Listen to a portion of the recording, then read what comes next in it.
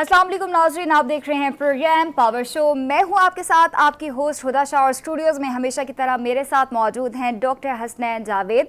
कैसे हैं सर?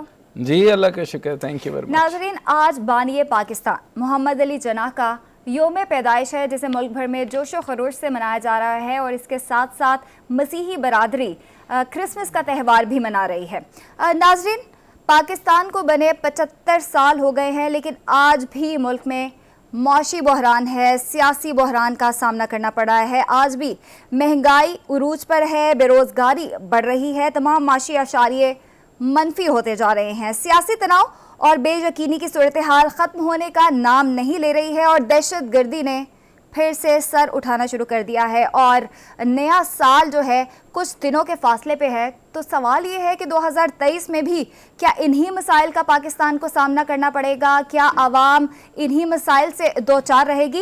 इसी हवाले से हमें हमारी गेस्ट ने ज्वाइन कर लिया है, उनसे बात करेंगे। शंदाना गुलजार साहिबा है, पीटीआई रहनुमा हमारे साथ मौजूद हैं। बहुत शुक्रिया शंदाना साहिबा आपके वक्त का। सबसे पहले तो मैं आप ही से सवाल करना चाहूँगी खान साहब के हवाले से। इमरान खान साहब ने अप्रैल में जनरल इलेक्शन की पेशीन गोई की है। क्या आपको लगता है कि इलेक्शन वाकई में अप्रैल में होते हुए नजर आ रहे हैं आप लोगों को? शुक्रिया हिदा बीबी, शुक्रिया डॉक्टर साहब का भी मुझे इनवाइट करने के लिए। देखिए, इमरान खान साहब पिछले अप्रैल से कह रहे हैं और अगर ये हुकूमत इनमें ये NRO 1 NRO 2 और ये ओवरसीज पाकिस्तानीज वोट ख़त्म करने का मसला ना होता, अगर ये उसी वक्त जो भी खान के साथ बुरा हुआ, PTI के साथ हुआ, अगर ये वाकई पाकिस्तान के दोस्त थे, ये उसी वक्त इलेक्शन कराते 60 दिन के अंदर अंदर, जो आइन में भी था, जो उन्होंने आइन को तो खैर धज्जियां उड़ा दी हैं। और आई कैन अश्योर यू, जिस तरह उन दिनों में प्रोपागेंडा था PTI के खिलाफ, महंगाई के खिलाफ, पेट्रोलियम बिजली की बिल्स की, शायद लोग जीत भी जाते और हक हलाल जीत जाते बगैर चीटिंग के, बगैर डब्बे भरे। लेकिन क्योंकि इनका एजेंडा कुछ और था, वो अकल उस वक्त कुछ और करी थी, उसको डब्बे में बंद करके इन लोगों ने ये सब कुछ किया। ये इलेक्शनें जीत जाते, 5 साल ये पावर में रहते और जो करना चाहते थे फिर करते। उन्होंने क्या किया कि अपने इंटरेस्ट को बालातर रखते हुए अवाम को ठोकर मारी। और इसकी एक बेसिक मैं आपको एग्जांपल देती हूँ छोटी सी। हर इकोनॉमिक डिसीजन के पीछे पॉलिटिकल डिसीजन होता है। दुनिया में कोई भी इकोनॉमिक डिसीजन एपॉलिटिकल नहीं होता।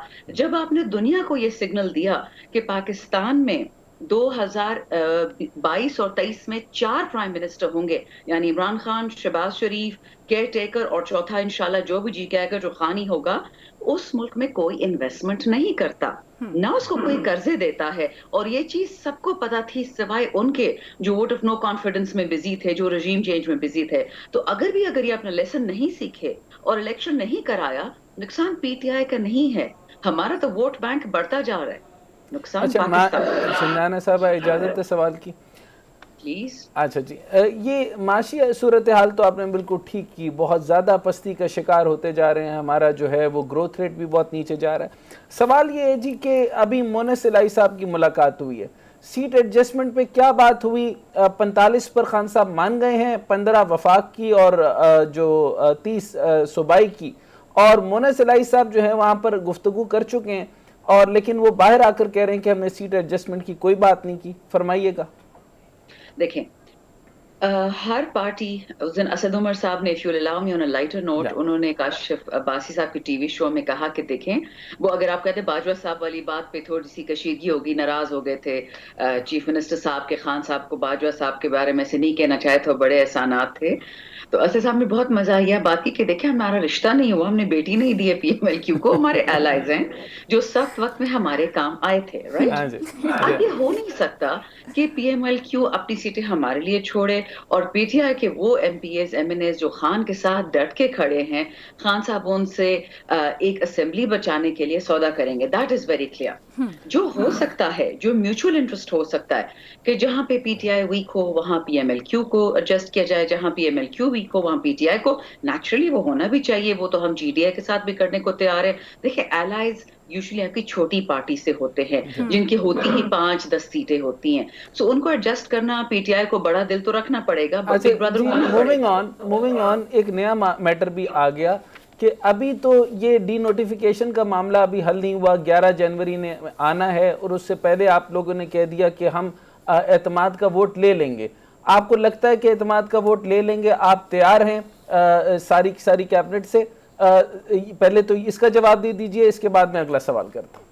ڈاکٹر صاحب دیکھیں نمبرز آر دیر.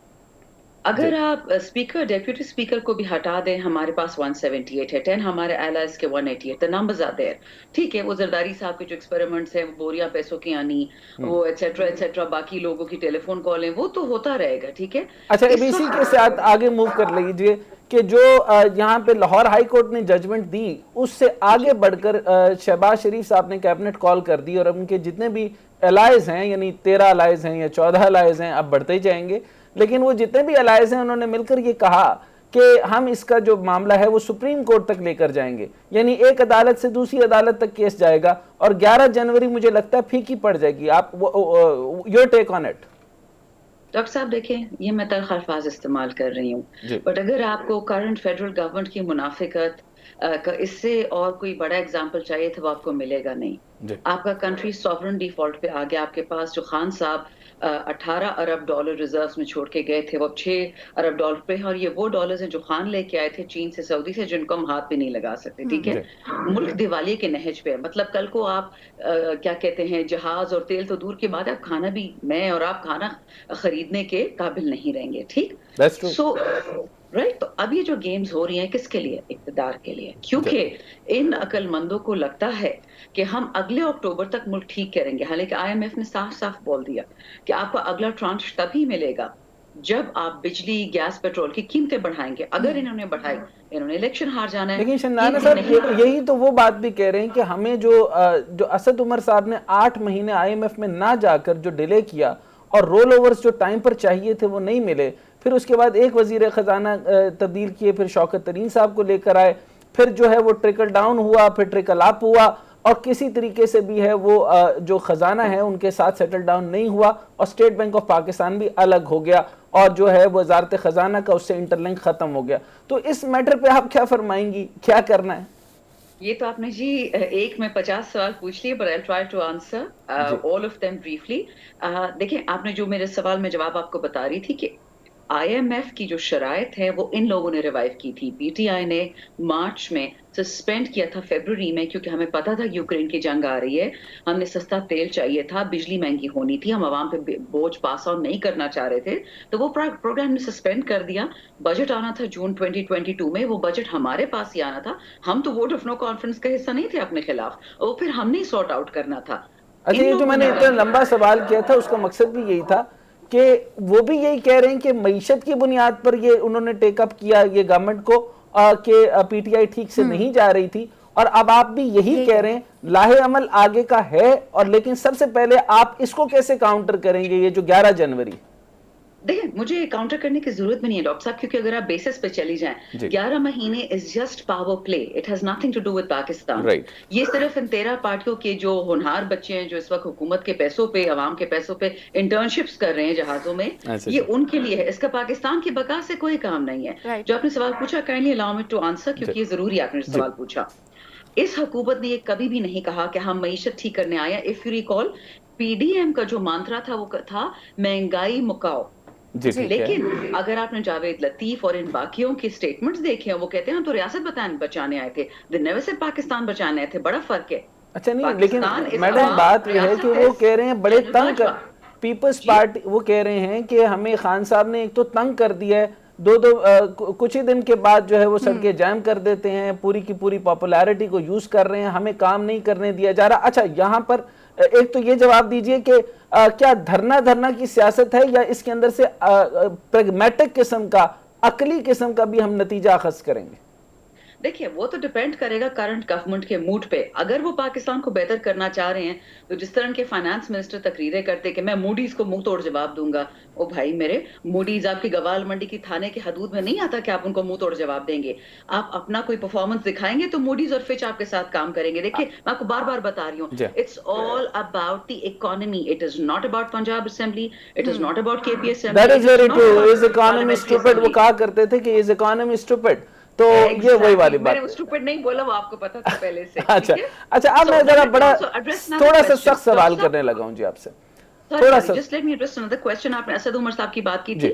جب ہم گورنمنٹ میں تھے ہم آئی ایم ایف میں نہیں جانا چاہ رہے تھے, وہ نیا پروگرام سٹارٹ کرنا تھا. Let me just also clarify that. یہ جو انہوں نے کیا کہ جو پروگرام ہم نے سسپینڈ کیا اور ان لوگوں نے خود ریوائیو کیا, they are entirely responsible for the revival.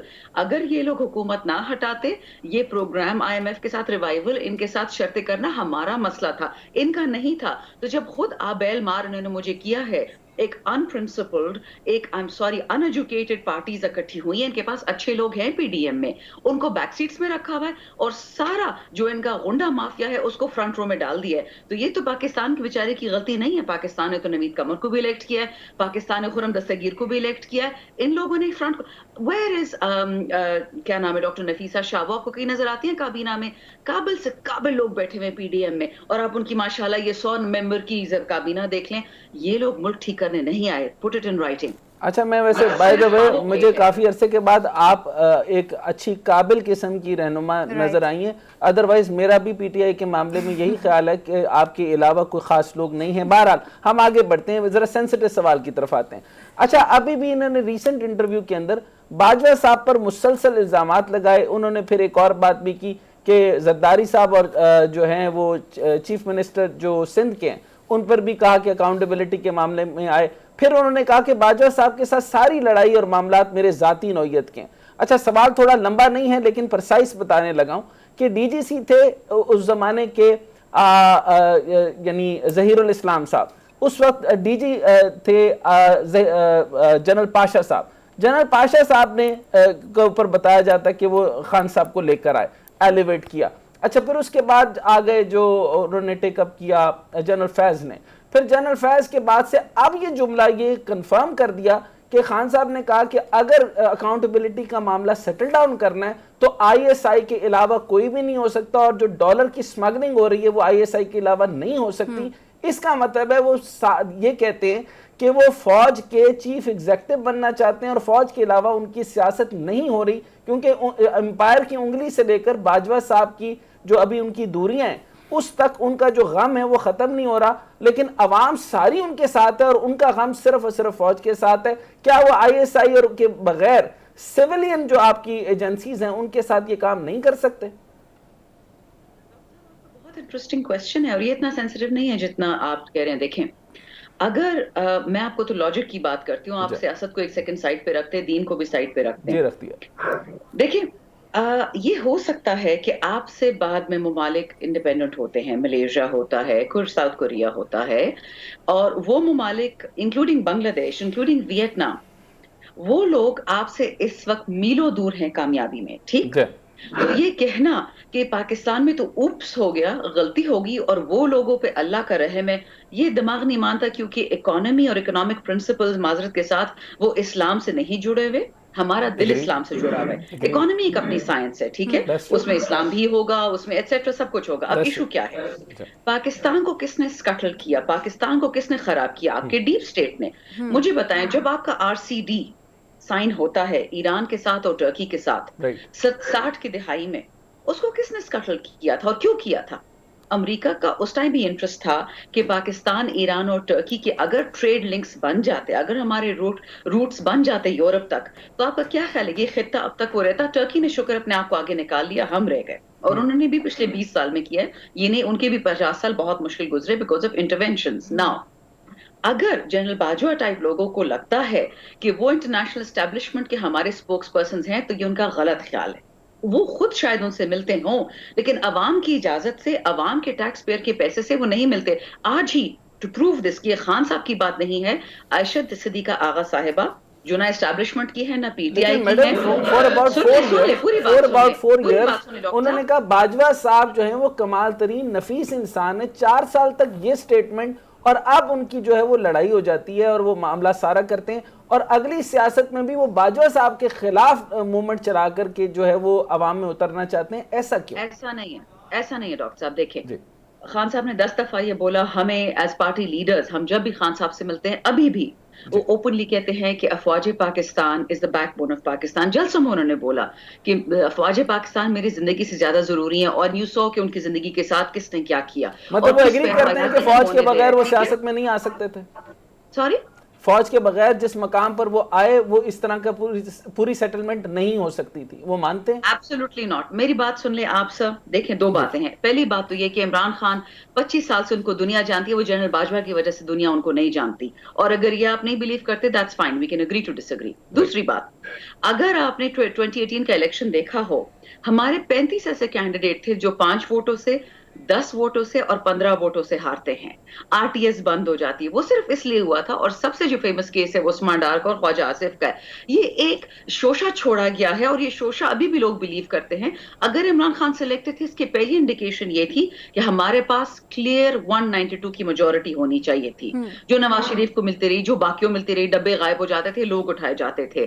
یہ کیا اس لیے گیا تھا کہ عمران خان کو چیک میں رکھنا ہے, اس کو 130 135 MNAs دے کے 20 ریزرو MNA, یہ 20-25 جو ہمارے سو کالڈ الائز تھے, گورنمنٹ خان کو نہیں دینی. یہ خان کمپلین کرے ڈے ونس. یہ تو میں بھی کہہ رہی ہوں, جب میں دیکھتی تھی اسمبلی میں, جب ہم بیٹھے ہوتے تھے, ایسی ایسی چیزیں ہو رہی ہوتی تھی جو پی ٹی آئی نہیں چاہتی تھی. سو اس لیے میں آپ کو یہ کلیئرلی بتا دوں کہ this is not an anti establishment stand, this is a reality check, کہ اگر پاکستان میں کوئی بہتری چاہتا تھا وہ ووٹ آف نو کانفیڈنس میں اور رجیم چینج میں شامل نہ ہوتا. بہت اچھی بات ہے. They must have to step back from the anti-establishment stance. That is very good. اگر وہ پیچھے ہٹ جائیں اس اینٹی اسٹیبلشمنٹ اسٹینڈ سے تو بہت اچھا ہوگا.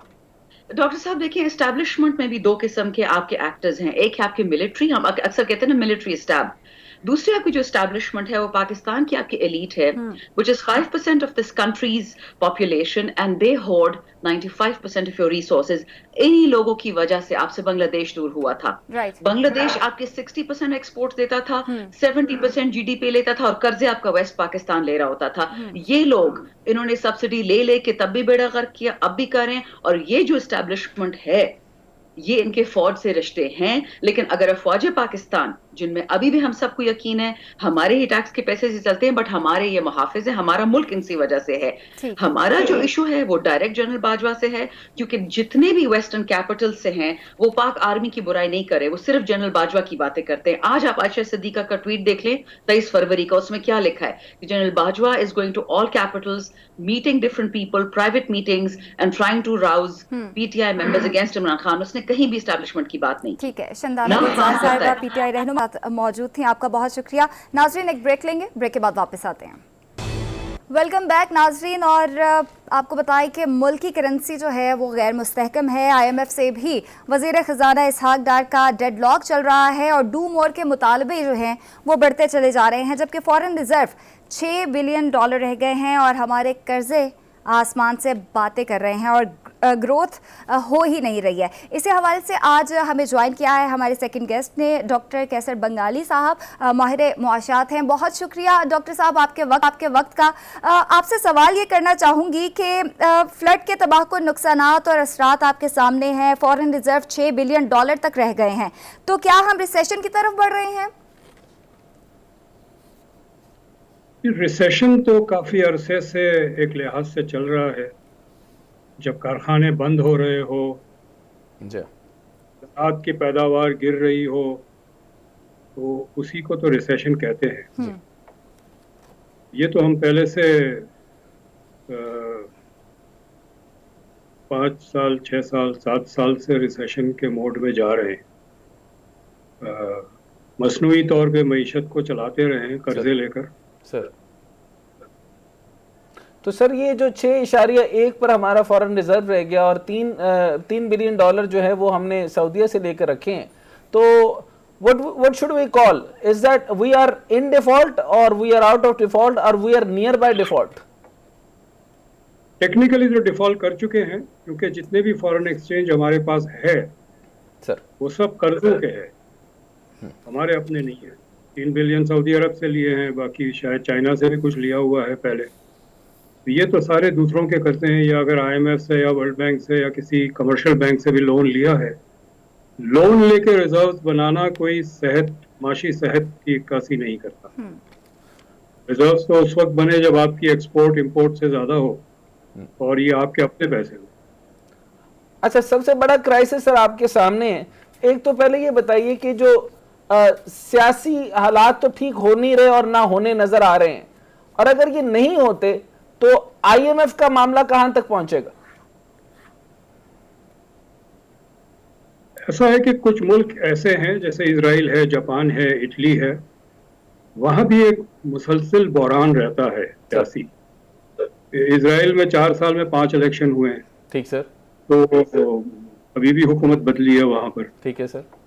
لیکن ریاست کا ایک ایجنڈا ہوتا ہے معیشت چلانے کا. جی.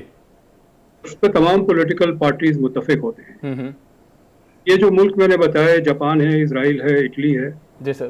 یہ سیاسی بحران کے باوجود بھی ترقی کرتے رہتے ہیں کہ معیشت چلتی رہتی ہے. ایگزیکٹلی. ہمارے یہاں مسئلہ یہ ہے کہ کوئی ریاست کا ایجنڈا نہیں ہے. ریاست کا ایجنڈا ہوتا تھا پاکستان کے بننے کے فوراً بعد، اور 1977 تک یہ ریاست کا ایجنڈا تھا کہ معاشی ترقی حاصل کرنی ہے تیزی سے، اور ہم نے کی 60s میں 70s میں بہت ترقی کیا. بالکل ٹھیک ہے سر. لیکن اس کے بعد وہ ریاست کا ایجنڈا نہیں ہے معاشی ترقی. 80 کی دہائی میں ہمارا ایجنڈا تھا جہاد پھیلانا ہمارے پڑوسی ملکوں میں، مشرق میں، مغرب میں. تو اس کے بعد اب تک جو ہے ہم نے، ہماری ریاست نے، اور جب میں ریاست کہتا ہوں اس میں تمام موجود ہے، سیاستدان بھی ہے، فوج بھی ہے، بیوروکریسی بھی ہے، بزنس کمیونٹی بھی ہے، ان کا کوئی ایک ایجنڈا نہیں ہے. اور تو اسی لیے جو سیاسی بحران ہم دیکھ رہے ہیں یہ معاشی بحران کا نتیجہ ہے. معاشی بحران سیاسی بحران کا نتیجہ نہیں ہے. اچھا سر، سیاست کو ہم ذرا ایک طرف الگ کر دیں. مطلب سیاست اگر یہ سارے سمجھ جائیں تو کیا یہ ایک ٹیبل پر آ سکتے ہیں کہ اکنامک مینجمنٹ کس طرح کرنی ہے تاکہ یہ لیکیجز ختم ہو؟ آپ کے پاس جو سلوشن ہے، کیونکہ آپ اتنے سیزنڈ ہیں اس معیشت کے معاملے کے اندر، لیکن اب تک آپ کو دعوت ویسے نہیں دی گئی کہ حالات کو بہتر کر دیں، یعنی اکنامک ٹیبل کے اوپر. لیکن آپ بتائیے اور فرمائیے کہ کس طریقے سے ہم امپروو کر سکتے ہیں. یہ سارا وقت ادھار بازی چلتی رہے گی یا کوئی ہمارے پاس معیشت کا پلان ہو بھی سکتا ہے؟ جی بالکل ہو سکتا ہے. جی فرمائیے گا سر. 2 بنیادی گیپس ہیں جی جس کو بند کرنا ہوتا ہے. ایک بجٹ ڈیفیسٹ ہے اور ایک ٹریڈ ڈیفیسٹ ہے. Right sir. بجٹ ڈیفیسٹ یہ ہے کہ آپ کے جو اخراجات ہیں وہ ریونیو سے زیادہ ہے، اور ٹریڈ ڈیفیسٹ یہ ہے کہ آپ کی امپورٹ ایکسپورٹ سے زیادہ ہے. ٹھیک ہے سر. ہم اس وقت اس بحران میں اس طرح ہے کہ ہر 100 روپے کے ریونیو پہ 210 روپے خرچ کر رہے ہیں، اور ہر $100 کے ایکسپورٹ پہ $220 امپورٹ کر رہے ہیں. یہ جو 110-120% کا تو خسارہ ہے، یہ کبھی بھی کوئی ملک نہیں چل سکتا اس بنیاد پہ. ٹھیک ہے سر. ہم نے قرضے لے کے اب تک یہ خسارہ پورا کیا ہے. قرضے جب تک آتے رہے ہم نے یہ اہم نہیں سمجھا کہ ہم اس میں کوئی بنیادی حل تلاش کریں، کیونکہ جب تک پیسے آ رہے تھے آ رہے پیسے خرچ کرو. اب جو ہے ہماری اس طرح معیشت کی حالات ہے، بنیاد ایسی ہو گئی ہے کہ اب کوئی قرضے دینے کو تیار نہیں ہے.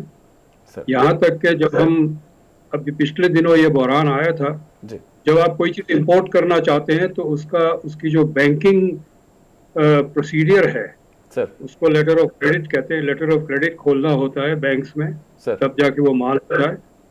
بینکس ہمارے لیٹر آف کریڈٹ کھولنے کو تیار نہیں تھے. بالکل ٹھیک کہہ رہے ہیں. انہوں نے کہا آپ اگر منگوا لیں گے تو ہمیں یقین نہیں ہے کہ آپ اس کی پیمنٹ کر پائیں گے. بالکل ٹھیک. یہاں تک ہمارا بحران پہنچ چکا ہے. اچھا، یہ ابھی سر انہوں نے بریک لینی ہے تو میں ریکویسٹ کروں گا آپ تھوڑی دیر ہمارے ساتھ رہیے. میں 1-2 سوال اگلے چنک میں بھی کرنا چاہوں گا آپ سے. شکریہ. Thank you sir. ناظرین یہاں ایک بریک لیں گے، بریک کے بعد واپس آتے ہیں. بریک کے بعد خوش آمدید. اور ڈاکٹر کیسر بنگالی صاحب ہمارے ساتھ موجود ہیں. ڈاکٹر صاحب آپ ان سے بات کر رہے تھے، جی کیجیے. بنگالی صاحب. اچھا سر فرمائیے گا کہ ایک اور بات کی جاتی ہے، بہت سارے مفروضات یا ہائپوتھیٹیکل باتیں کی جاتی ہیں. مفروضات پہ ہی تو ہماری معیشت چل رہی ہے آج کل. تو سر یہ بتائیں کہ کہتے ہیں کہ IMF سے قرضہ لیا ہوا ہے اور ہم یہ کریں کہ ایک اور بڑا قرضہ لے لیں تاکہ رول اوور کے اندر فائدہ ہو. اور ان کی جو انسٹرکشن ہے جو کہ یہ فالو کر ہی نہیں رہے، نہ ڈار صاحب نے کی، نہ کسی اور حکومت نے کی، نہ اس سے پچھلی حکومت نے کی. تو IMF سے اگر ان کا قرضہ لیتے ہیں اور ان کی انسٹرکشنز بھی نہیں ماننی اور ایک اور بڑا قرضہ لینا ہے تو یہ ہمارے لیے مناسب ہوگا سر؟ جب کوئی بھی قرضہ دیتا ہے نا سر، چاہے وہ آپ ایک دکان لگا رہے ہیں اور اس میں صرف $1,00,000 چاہیے، سر बैंक ये देखता है कि आपके पास वापस करने की सलाहियत है या नहीं। जी बिल्कुल सही, ये बुनियादी सवाल उनके लिए होता है। Very true. जो भी हमें कर्जा अब देगा, एक बड़ा कर्जा ले ले और ये सारा बहरान खत्म करे 30 साल के लिए, पहले तो वो ये सोचेंगे कि हम कर्जा वापस करने के काबिल है या नहीं। इस वक्त हमारी हालत ये है कि हम कर्जा लेते हैं सिर्फ कर्जा वापस करने। बिल्कुल ठीक कह रहे हैं। तो और जो कर्जे नहीं मिलने की वजह इस वक्त ये है, IMF भी हाथ रोक के बैठा है, बाकी लोग भी हाथ रोक के बैठे हैं, जी उनको ये कॉन्फिडेंस नहीं है कि पाकिस्तान कर्जा वापस कर सकता है। ठीक सर। इसकी तो कोई इम्कान नहीं है कि कोई आपको इस तरह से 30 साल के लिए रोल ओवर देगा कि अच्छा ये आज के जो कर्जे हैं ये आप 30 साल के बाद दीजिएगा, अभी तो फिलहाल ले लें आप ये कर्जे। कोई करेगा नहीं, और अगर करेगा तो उसके दो नतीजे। एक तो ये कि हम आज का बहरान 30 साल पोस्टपोन कर देंगे, बिल्कुल 30 साल के बाद हुकूमत हो गए, हमारे बच्चे हुकूमतों में होंगे, हमारे बच्चे बड़े होंगे, उन पर सारा बोझ पड़ेगा। और आज का बोझ और ये 30 साल का सूद के साथ बोझ जो पड़ेगा, तो मुल्क की उस वक्त जो माशी हालत होगी उसका अंदाजा हम लगा सकते हैं। दूसरी बात ये कि अगर कोई ये करेगा जी तो इतनी बड़ी सियासी कुर्बानी मांगेगा हमसे, हमारी जो सियासी खुद मुख्तारी है, जी पता नहीं क्या मांगेगा। मैं पिछले 10 साल से ये कह रहा हूँ बिल्कुल ठीक सर, बिल्कुल सही कि कह रहे ये हैं। जो हमें फराग दिली से जो कर्जा दे रहे हैं और सर। कर्जे के जाल फंसा रहे हैं, ये कोई ऐसी चीज मांगेंगे जो हमारे लिए सियासी तौर पे बहुत बड़ी कीमत होगी। और एक चीज जो शायद उनकी नजर है हमारे ऊपर, वो ये है कि हमारा न्यूक्लियर एसेट्स ले लेंगे, वो जिस तरह लीबिया से ले लिया उन्होंने। कहेंगे अच्छा ठीक है, आइंदा आपको रियायत मिलती है, कर्जे मिलते हैं, राइट ऑफ करते हैं, रोल ओवर करते हैं, आप ये तो न्यूक्लियर एसेट्स तो हमारे हवाले करें। इस तरह की कोई चीज मांगेंगे। अच्छा सर, जरूरी तो ये- सवाल से पहले मैं अगर एक सियासी सवाल करूंगा, इजाजत है थोड़ी सी? जी जरूर जरूर। अगर छोटा सा कंपैरिजन बताइए, ये एक बड़ी जंग चलती रहती है कि पिछले साल जो यानी PTI की हुकूमत ने बहुत शानदार किया था और वो स्ट्रक्चरल डेवलपमेंट की तरफ बहुत अच्छे जा रहे थे, वो डॉक्यूमेंटेड इकोनॉमी की तरफ आ गए। FBR के 11 लोग तब्दील करने के बाद भी कहते हैं बहुत अच्छे जा रहे थे, 3 वजीर खजाना तब्दील करने के बाद भी कहते हैं बहुत अच्छे जा रहे थे। असद उमर साहब 8 महीने तक IMF नहीं गए, वो भी बहुत अच्छे जा रहे थे। अब आप वालों पे तनकीद करते हैं, फिर 2013 की बात करते हैं। ये फरमाइएगा सर, ये 2010 से ही ऑनवर्ड शुरू करें और ये खान साहब को और अब की हुकूमत का कंपैरिजन कीजिए, क्या ये सारे के सारे डायरेक्शन लेस हैं या इनकी डायरेक्शन ठीक है कहीं ना कहीं? मेरी एक रिपोर्ट है, मैंने 25 साल की इकोनॉमी को एनालाइज किया है, 1990 से 2015 तक के। मैंने पढ़ी है सर। मैं ये कह सकता हूँ कि हमारी माशी पॉलिसी का रुख जो बदला है, जिससे नुकसान होना शुरू हुआ है, जी वो 40 साल की कहानी है। ओके 40 साल दौरान जितनी भी हुकूमतें आई, ये सब जिम्मेदार है। ठीक। वो एक दूसरे को कह सकते हैं कि कौन ज्यादा या कम जिम्मेदार है, लेकिन हम समझते हैं कि सब जिम्मेदार है। और खास तौर पे जो पिछले 20 साल की हुकूमतें हैं, उन्होंने तो मुझे ऐसा लगता है कि दानिस्ता मुल्क को अंडरमाइन किया बिल्कुल ठीक कह रहे हैं, और बिल्कुल ठीक है। गैर मुल्क की मफादात को फायदा पहुंचाने के लिए मुल्क को नुकसान पहुंचा, खासतौर साल 2000 के बाद की जो हुकूमत, तो कोई हुकूमत ये नहीं कह सकती कि हमने बेहतर किया। सब हुकूमत जिम्मेदार है हमारी मईशत को नुकसान पहुंचाने में। और अवाम की जो हालत है इस वक्त, बेरोजगारी है और अफरात ज़र है, जिनके घर गाड़ी होती थी अब एक वक्त का खाना नहीं खाते हैं, वो जो मिडिल क्लास है वो गुर्बत में गिर गई है। ये जितनी भी हुकूमत अच्छा सर, कितने % जिम्मेदार है? एक लफ्ज बोला गया था पिछली हुकूमत में, सरमाया पाकिस्तान। अच्छा, वो तो नहीं आए, सही लोग सही जगह के ऊपर नहीं आए, right person for the right job. और इसके अलावा टेक्नोक्रेटिक सेटअप का भी कहीं नहीं मिला। कहीं ना कहीं तो मेरिट की बेस के ऊपर टेक्नोक्रेटिक लोग लेकर आते, ये टेक्नोक्रेट्स ले आते, ये भी काम नहीं हो सका। यानी कमजोरी जो है वो हमारी कैपेसिटी के अंदर भी है। यानी ऑयल रिफाइनरी हमारे पास नहीं है और हम जो है वो रशिया से तेल लेने चले गए, और फिर हमें ये भी नहीं पता कि कॉस्ट कितनी पड़ेगी, 22 से 25 दिन पड़ेंगे या 35 से 40 दिन पड़ेंगे। ये सारा कुछ मिलाकर के सर پھر کہتے ہیں کہ ہمیں سستا تیل نہیں ملا یا ہم سستا تیل نہیں لے سکے. نہ پچھلی حکومت لے سکی نہ آپ کی حکومت لے سکی. فرمائیے گا. دیکھیے کیپیسٹی کا کوئی مسئلہ نہیں ہے, ملک میں پوری کیپیسٹی ہے. جو لوگ فیصلہ کرتے ہیں ان کو پتا ہے کیا فیصلہ کرتے ہیں. بات یہ مفادات کی ہے. اچھا یعنی ان کو پتا ہے, یہ جان بوجھ کر یہ کرتے ہیں.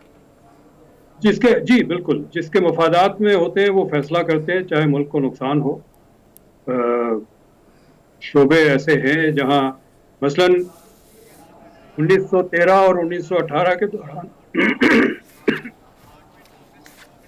2 پاور پلانٹس لگائے ہم نے پنجاب میں. سر کوئلے کے سر اور کوئلے امپورٹڈ کوئلے کے پلانٹس لگائے. بالکل ایسے. جب آپ کے اپنے گھر میں کوئلہ ہے وہ نہیں استعمال کرنا, آپ نے امپورٹ کر کے کوئلہ ایک پلانٹ لگانا ہے پاور کا. اس وقت ہم شور مچاتے رہے کہ آپ کے پاس زر مبادلہ نہیں ہے, امپورٹ بیس پلانٹ نہ لگائیں. بالکل ٹھیک کہہ رہے ہیں. لیکن جو فرنس آئل اور کوئلہ امپورٹ کرنے والی لابی ہے, جی جی, ان کے مفادات کو نظر رکھتے ہوئے یہ فیصلے کیے گئے. بالکل ٹھیک. تو جب آپ فیصلے کرتے ہیں ایک مخصوص لابی کو فائدہ پہنچانے کے لیے, تو پھر ملک کو تو نقصان پہنچے گا. ایک پانی کا جہاز ہے, اس میں آپ اس کے جہاز کے نٹس اور بولٹس نکال کے اپنی کیبن کو مضبوط کرنا چاہیں تو جہاز تو ڈوبے گا. تو عوام کو کب سمجھ آئے گی سر اس معاشی حالات کی؟ عوام کو سمجھ آ رہی ہے, لیکن ہر شخص اتنے مبتلا ہے کہ رات کا کھانا کہاں سے آئے گا. جو شخص گھر سے باہر نکلتا ہے پیسہ کمانے کو, تو یہی پریشانی ہے کہ بغیر پیسے گھر جاؤں گا تو منہ کیا دکھاؤں گا. عوام جی بالکل یہی حال ہے. عوام بہت پریشان ہے اور کسی کو کچھ نہیں پتا کہ آگے آنے والا ہوگا. ڈاکٹر کیسر بنگالی ماہر معاشیات ہمارے ساتھ موجود تھے. آپ کا بہت شکریہ. ڈاکٹر صاحب پروگرام کا وقت ختم ہو رہا ہے, لیکن جاتے جاتے کنکلوڈ کر دیں معاشی اور سیاسی حالات جو بھی چل رہے ہیں. جی سیاسی حالات آپ کے سامنے ہیں. سیاسی رشاکشی چلتی رہے گی. اب سی ایم صاحب نے جو وزیر اعظم صاحب نے جو ہے وہ اس کو سپریم کورٹ لے جانے کا فیصلہ کیا اس کیس کو, یعنی پرویز الہی صاحب کی جو ریسٹوریشن ہے اس کو. اب یہ معاملہ چلتا جائے گا. ادھر مونس الہی صاحب جو ہیں وہ 45 سیٹیں لے کر ان کے پاس پہنچ گئے ہیں, لیکن وہ کہتے ہیں کہ ان کی والدہ بھی کہتی ہیں, وہ بھی کہتے ہیں کہ ہم نے سیٹ ایڈجسٹمنٹ کی بات نہیں کی. والد صاحب کہہ رہے ہیں کہ سیٹ ایڈجسٹمنٹ کے بغیر بات نہیں ہوگی. تو وہ خاندانی اور موروثی سیاست جو ان کے پرخوں سے چلی آ رہی ہے, تو میرا خیال ہے کہ وہ جس طریقے سے ایک نئی ویو پی ٹی آئی کی چلی تھی, تو مونس الہی صاحب بھی جو ہیں وہ خان صاحب کے اتنے ہی عاشق نکل رہے ہیں. لگتا ہے کہ یہ باپ بیٹے کی دراڑ ہے. باپ کہتا ہے کہ نہیں کپتان صاحب کے ساتھ جانا چاہیے, اور باپ کہتا ہے عقل کرو, عقل کے ساتھ جانا چاہیے.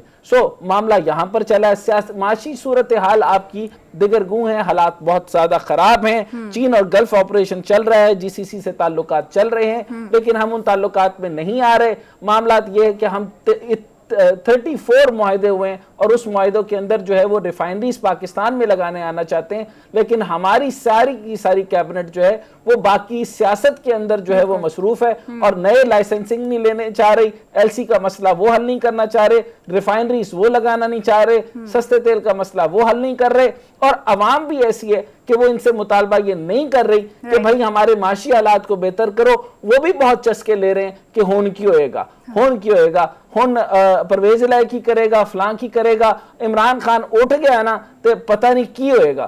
یہ سارا سلسلہ ایسے ہی چلتا رہے گا, اور خان صاحب ہوتی رہے گی. معیشت کسی کی پکڑ میں نہیں آ رہی. خدا را میں بار بار کہہ رہا ہوں کہ معیشت پہلے ہے, سیاست بعد میں ہے. اور لیکن اگر اس کو نہ سمجھا گیا تو پاکستان جو ہے وہ جس طرف جا رہا ہے وہ بہت بری ڈائریکشن ہے. اور اگر یہ کہا جائے کہ ہمارے سیاستدان اپنی غلطیوں سے نہیں سیکھ رہے ہیں, 75 سال ہو گئے ہیں, تو یہ صحیح ہوگا. پروگرام کا وقت ختم ہو گیا ناظرین. انشاءاللہ اگلے ہفتے دوبارہ سے آپ سے ملاقات ہوگی. اللہ حافظ.